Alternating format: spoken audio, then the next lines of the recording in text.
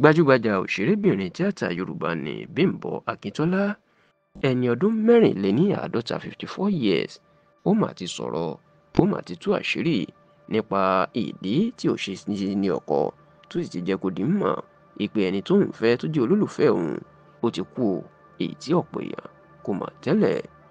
Ṣé nínú àwọn ìyá ń dágbé tí ò sí ní ilé ọkọ, ọ̀kan pàtàkì ni Bímbọ́ Akíntọ́lá, ṣùgbọ́n tí ò tiẹ̀ sí èèyàn tó mọ̀ pé obìnrin náà ó wà ní ilé ọkọ àti wípé ó ti ní ẹni tó ń fẹ́.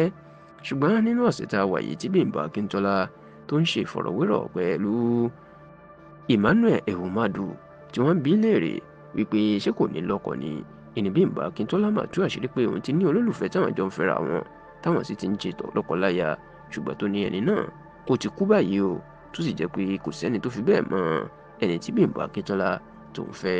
Àsìkò ìwá ni Emmanuel Ehumadu ló wá béèrè lọ́wọ́ Bímbọ́ Akíntọ́lá pé excuse ma, ẹ mà ti pé ọdún 54 years, èyí tó túmọ̀ sí pé àgbà ti dé. Ǹjẹ́ báyìí tí ẹni tó lóun fẹ́ tó ti jáde láyé kí ló fẹ́ ṣe báyìí? Ṣé kò ní lọ́kọ mọ́ ni àbí báwo ló ṣe jẹ́? Bímbọ́ Akíntọ́lá ò máa bẹ̀ṣù gbẹ̀gbà, ó fèsì fún Emmanuel Ehumadu, ó jẹ́ kó di mímọ̀ wípé ilẹ̀ àánú Olúwa kì í ṣú, bẹ́ẹ̀ lòrùn tó kù lókè ó sì tó aṣọ ọgbẹ́. Ó ní òun ṣetán láti ní ọkọ tuntun, ṣùgbọ́n ọkọ náà ó gbọ́dọ̀ jẹ́ ẹni tóun yóò rí gẹ́gẹ́ bí ọmọlúwàbí táwọn lè jọ gbé títí ayé. Ó ní irú ẹni tóun fẹ́ yìí tó ti kú yìí, ó ló gba òun lọ́pọ̀lọpọ̀ ọdún kò tó rírú ẹ̀. Ó ní ṣé bẹ́ẹ̀ lòun wà kígìrì láti lọ fẹ́ ẹni tóun tí ì mọ̀wẹ́. Ó ní irú ẹni tóun fẹ́ yìí ó ṣe dáadáa fún òun púpọ̀, ni lòun ṣe fẹ́. Irú èèyàn bẹ́ẹ̀ lòun sì ń fẹ́, kó sì lóun ò lè kánjú kódà.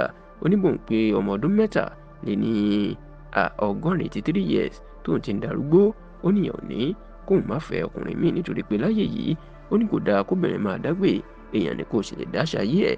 Ó ní fún ìdí èyí òun sì ń wá ọkọ o, ṣùgbọ́n ó gbọ́dọ̀ jẹ́ ọkọ tí ó wúlò, tó sì jẹ́ ọkọ tí òun yóò rí àpẹẹrẹ lára ẹ̀ pé àwọn lè jọ gbé dọjọ́ alẹ́.